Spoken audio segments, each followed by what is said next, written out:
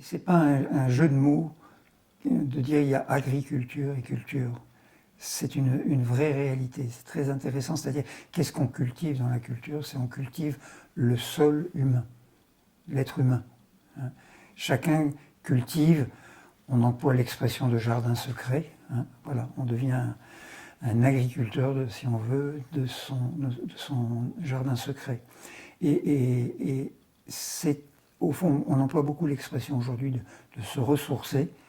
Les gens ont besoin de trouver des nouvelles sources de culture qui les régénèrent pour pouvoir reprendre on va dire le lundi, le mardi, enfin dans la semaine, leur travail de production de légumes, production de pain, ou production dans l'artisanat, ou éventuellement dans l'industrie, bien sûr, et dans les services. Hein.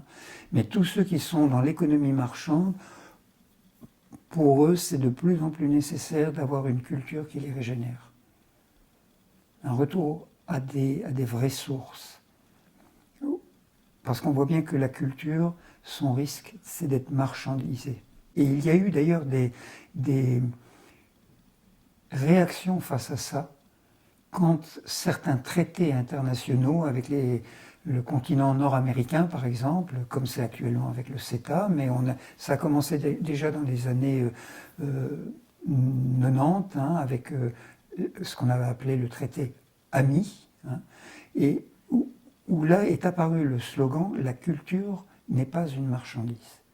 C'est-à-dire qu'il y avait comme une réaction populaire très forte, au point que Jacques Chirac a renoncé à ce projet.